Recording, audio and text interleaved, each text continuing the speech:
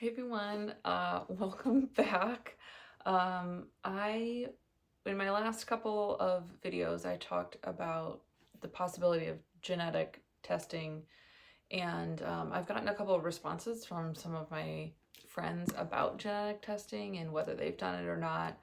Nobody I know has done it yet, but they've gotten some information on it, and just kind of makes me think a little bit more about what I want to do. So I guess when I think about getting genetic testing done, I kind of go through this chart of yes and no, and if this, then, yes and no, and kind of one of those charts. I don't know what they're called, but um, so there's a couple different things at play here. So I'm currently on a prescription as a up to 60-day trial, and because insurance has not approved it yet, I get tested in March to see if it's working. So I'll have 30 days with this prescription at the beginning of March to see if it's working.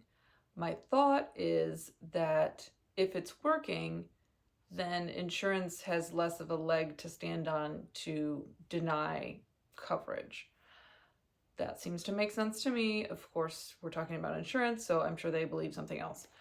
But that's kind of what I'm going off of. And then I wouldn't have to do the genetic testing because they have actually requested the genetic testing or asked if I had had it done. And my doctor and I just hadn't done it yet. I don't know if he was trying to avoid it or why we didn't actually, maybe it just was unnecessary at the time. He thought he could get it done without the genetic testing. So I know I can get it done. He's said that before. So if I want to, he can, I guess you write a prescription for it. I don't know what you do for that, but I know that I can get it done. I would also assume, probably incorrectly, that if insurance needs the genetic testing to approve the prescription, that they should then approve the testing. They need it for the prescription, they should approve the testing. But again, they're probably only going to cover a certain amount of that. So not that that's like, I don't know, I guess I just need to know, I need to know more about that. So that's kind of my like yes or no thing about, do I need it for insurance purposes? And then do I want it for my own knowledge? And when I think about like just genetic testing in general, and again, I don't know very much, so I like don't want to open up a can of worms. I don't want to just like check out my whole genome and figure out, all these other things that I don't need to know about. Because if I don't need to know or they're not affecting me now, it would be weird to know these things, I guess.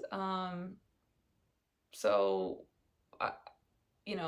are they specifically looking for the PFIC information, that genetic mutations, or are they looking at, I don't know, things that have to do with the liver? I don't know how this stuff works. So maybe I should meet with a genetic counselor or somebody that could answer these questions before I do the testing.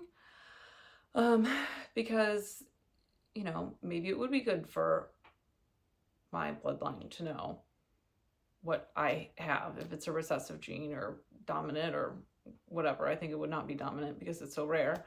But maybe that's information to know. So anyway, so I don't want to open a can of worms. And then, so let's just say that we do the genetic testing. Okay. So then it can come back two ways. No, you do not have one of the identified genetic mutations, which kind of is also nerve-wracking. Like, okay, if you don't have one of the 13 types, what do you have? Maybe there's something else. Maybe it's something completely different. Maybe it tells you more information about a different liver issue, because there are quite a few now that I've done a lot of research on it. Or it can say, yes, you do have one of these, and it's like this one exactly. And then you can kind of go down that rabbit hole of learning more about that specific one.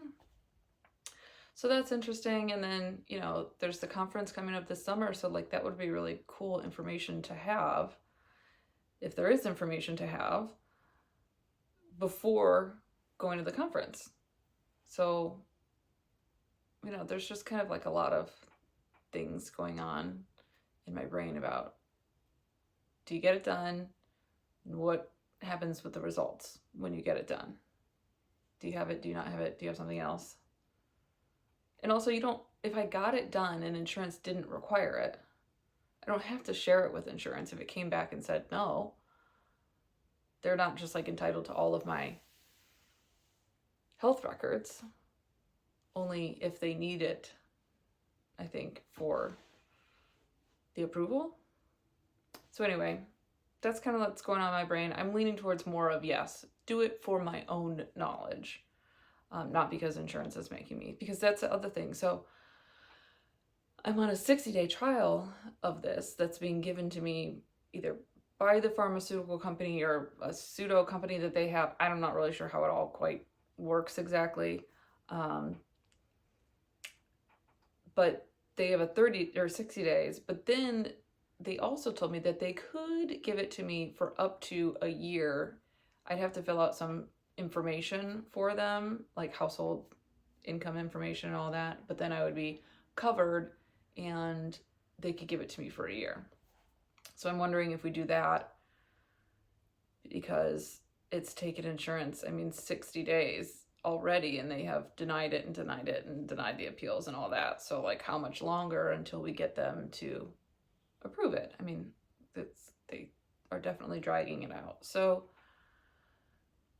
anyway, so I could do the genetic testing for my own knowledge. So thinking about that, my next doctor's appointment technically isn't till mid-April. But after I get the blood work done in early March, I will call and be put on the wait list. So if he can see me sooner, then I'll go in and do that.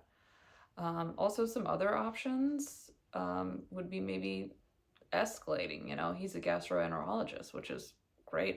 He came highly recommended to me by some local friends who have seen him before, and I really like him.